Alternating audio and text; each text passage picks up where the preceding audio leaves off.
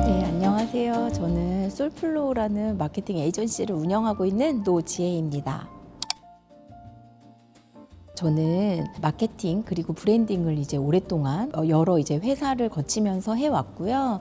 그러면서 느끼는 게 일상생활에서 엄청나게 브랜딩과 마케팅에 관련된 일들이 많이 있거든요. 그런 요소들이 곳곳에 있는데 잘 모르세요. 예를 들자면 어떤 브랜드를 왜 좋아하는지 혹은 왜 조금 불편하고 싫었는지를 그 이유를 모르시거든요. 브랜딩과 마케팅을 오랫동안 해오면서 축적되어 온 저의 지식과 관찰된 요소들을 쉽게 설명드리고 내가 그래서 이거를 좋아했구나, 이 브랜드를 계속 끌렸구나, 이런 것들 좀 알아가시면서 더 생활에서 재밌게 브랜드들을 접하고 바라보실 수 있는 시각을 좀 알려드리려고 이 유튜브를 시작하게 됐습니다.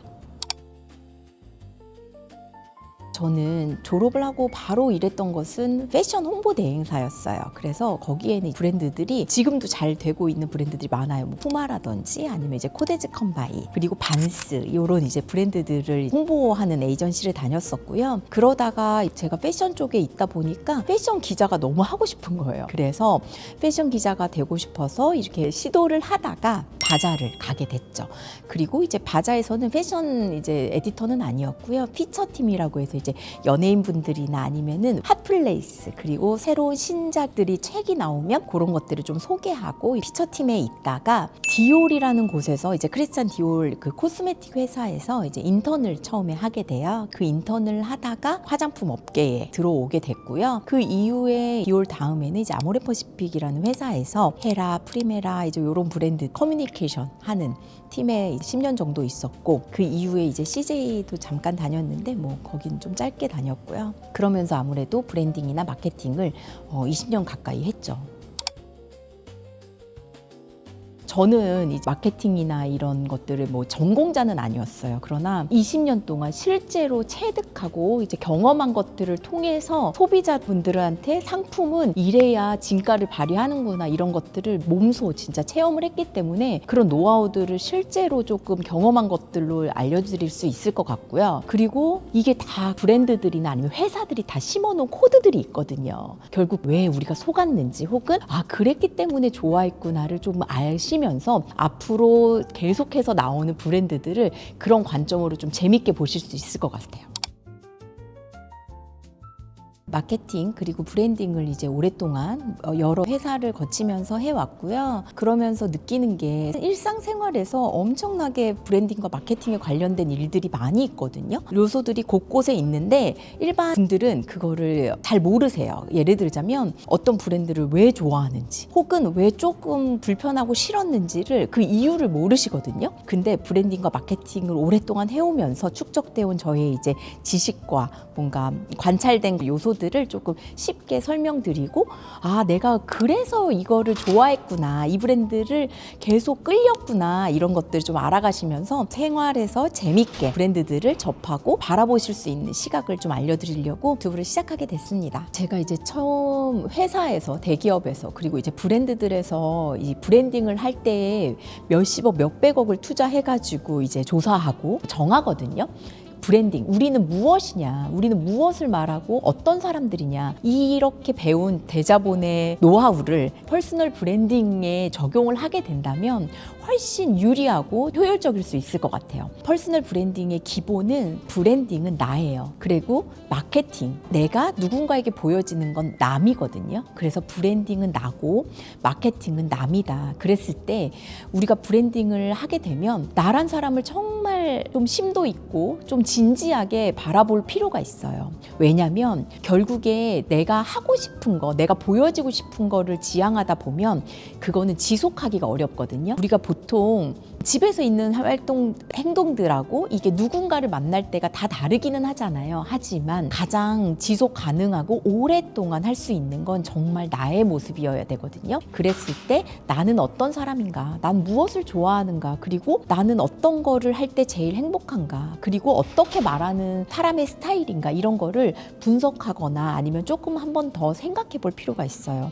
의외로 사람들이 본인이 어떤 스타일인지 아니면 어떤 걸 좋아하는지 어떻게 말 나라는 습관을 가지고 있는지를 모르거든요. 그랬을 때 할 수 있는 방법을 하나 알려드릴게요. 가장 친한 지인분들한테 나는 어떤 사람 같아? 혹은 내가 너희들한테 가장 많이 주고 있는 도움이 뭐야? 이걸 물어보시면 좋을 것 같아요. 그거를 제가 주변 분들한테 물어봤더니 제가 듣고 싶은 말도 있었지만 제가 듣고 싶었던 말보다 사람들이 객관적으로 말해주는 것들이 굉장히 새롭더라고요. 그랬을 때 그거를 내가 하고 싶은 것과 내가 나를 바라보고 나를 판단하고 있는 것들에 대한 견해가 좀 너무 다르다는 걸 좀 알았고, 그 사이에서 사실은 내가 하고 싶은 걸 포기하지 않기 위해서 좀 더 노력해야겠다, 뭐 이런 생각이 들더라고요. 그랬을 때 주변 분들이 굉장히 평범한 얘기들을 할 거거든요. 왜냐하면 우리가 지금 잘 관계를 다지고 잘 지내고 있는 분들이 해주시는 말들이기 때문에 굉장히 따뜻한 말들을 하실 거예요. 친하신 분들한테 물어보는 것들은 보통은 오랫동안 봐왔던 성격적인 얘기일 거거든요. 성품이라든지 아니면 인성이라든지, 예를 들어 믿음직스러워, 너는 조금 뭐 친절하지, 따뜻한 사람이지, 이런 것들은 사실 퍼스널 브랜딩 할 때 그걸 표현하기가 너무 어려워요. 그랬을 때 가장 쉬운 방법은 처음 만난 사람들한테 물어보는 게 좋거든요. 그러니까요. 처음 만난 사람들한테 그 질문을 하면 얼마나 이상하게 보이겠어요. 그리고 너무 당황이 되겠죠. 그러니까 물어보기가 어렵고 또 대답을 듣기도 어렵겠지만 보면은 가장 그런 것들이 좋긴 하거든요. 그래서 오히려 자신이 어떻게 보여지는지를 좀 객관적으로 알고 싶은 사람들끼리 모아서, 예를 들어 그날은 뭐 그런 걸 서로 듣고 어떻게 보여지는구나 이렇게 조금 알 수 있는 그런 모임 같은 걸 가지면 또 좋을 것 같다는 생각이 들어요. 그랬을 때 요즘 가장 유행하는 게 스레드 같은 데에서 본인의 여러 가지 모습들을 조금 사진을 올리고 나 뭐 하는 사람일 것 같아 라든지 아니면 나 몇 살 같아 보여 뭐 이런 거를 질문하는 것들이 있어요. 그런 게 참 재밌고 흥미롭게 느껴지더라고요. 왜냐? 그게 퍼스널 브랜딩의 처음 시작이에요. 내가 나란 사람은 나기 때문에 훨씬 객관적으로 보지 못하는 것들을 그냥 다른 사람들이 악플을 하던 아니면 좋은 말을 해주던 이런 의견도 있구나 저런 의견도 있구나 이렇게 수렴을 하거든요. 그랬을 때 뭐 이런 단어도 쓰잖아요. 나 긁히지 않아 이렇게. 그런 분들은 자존감이 굉장히 자신에 대한 믿음이나 아니면 신뢰가 있으신 분들이기 때문에 그런 분들이 퍼스널 브랜딩을 하기에 더 좋죠. 앞으로 표현하는 거에 대해서 내 강점을 더 강조해서 한다든지 아니면 조금 부족하게 느껴지는 것들을 더 보완해서 더 훨씬 적극적으로 남들 앞에서 그것들을 표현할 수 있으니까요. 그래서 퍼스널 브랜딩의 가장 중요한 처음 시작은 나를 아는 것. 그랬을 때 나는 나를 제일 잘 알아 이렇게 하시는 분들은 그렇게 밀고 나가시면 되는 거고, 난 어떤 사람일까 궁금하시면 주변 분들 그리고 조금 용기 내서 처음 만나시는 분들한테 물어보는 것도 가장 좋은 방법이라고 생각하고 있어요. 맞아요. 이제 SNS 통해서 여쭤보시고 어떤 모습들에 대해서 이제 좋게 말해주시는 분도 계시고 악플을 다시는 분도 계시겠죠. 하지만 그 중에서 내가 취할 건 취하고 좋은 면들을 또 강조해서 그거를 더 부각하다 보면은 그게 나란 사람을 더 만들어가는 계기가 될 것 같아요. 한 가지 팁을 드리자면 나만의 시그니처를 만드는 것도 좋아요. 예를 들자면 나는 눈이 나쁘진 않아. 하지만 지적인 이미지와 신중해 보이고 우아함을 가져가고 싶다. 이러시면 안경 같은 걸 여러 가지 해서 TPO에 맞게 이렇게 쓰시는 것도 좋고요.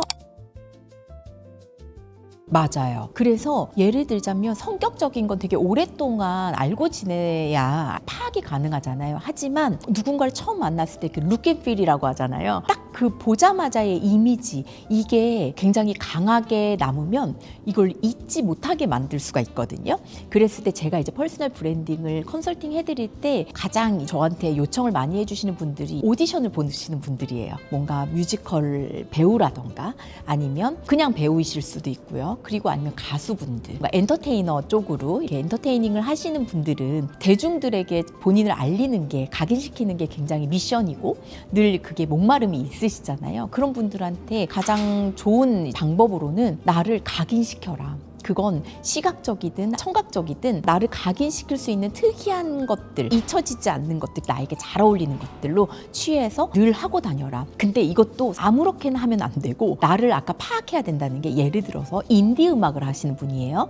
그러면 약간 보헤미안 스타일로 자유로운 영혼이야. 그리고 그런 것들을 더 널리 알리고 싶고 나는 그런 이미지를 갖고 싶어. 그러면 예를 들어서 보헤미안 스타일의 의상을 입으시고 아니면 조금 더 자유로운 뭔가 액세서리들을 하시면서 그런 것들을 하면서 자유로운 영혼이라는 이미지를 딱 시각화하실 수 있어요. 그런 것들이 도움이 많이 될 거예요.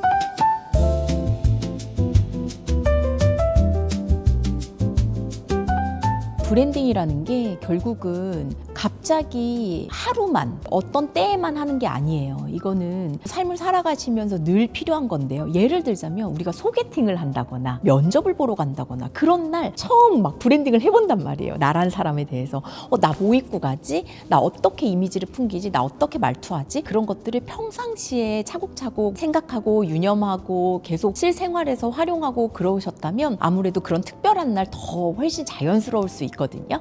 그리고 이게 요즘에 창업하시는 분들이 너무 많잖아요. 나라는 사람을 브랜딩하는 것도 중요하지만 내가 창업하는 이 브랜드가 얼마나 나의 자식 같고 그렇겠어요. 그러면 이 브랜드가 세상에 나갈 때 그냥 내면 안 돼요. 이거를 고객들한테 그리고 소비자분들한테 어떻게 보여질지, 어떤 느낌으로 다가설지, 아니면 얼마나 나를 정말 좋아하게 될지를 많이 고민하시고 하는 게 중요하거든요. 그게 아까 말씀드렸던 것처럼 내 업의 본질을 아시는 게 중요하고요. 이후에는 그러면 이 업의 본질, 이 레스토랑을 혹은 이 회사를 아니면 이 브랜드를 누가 좋아할 것인가를 많이 고민하시고 하면 되는데요. 그건 아까 말한 것처럼 처음 보는 사람들한테 많이 보여드리면 돼요. 로고가 됐던 컨셉이 됐든 이런 디자인적인 거, 그리고 문구들, 이런 것들이 주는 느낌들을 많이 수집하시고 계속 고민하고 다듬으시면 좋을 것 같고요. 그래서 저는 모든 사람들이 언제나 이래야 된다고 생각합니다. 나를 브랜딩하라.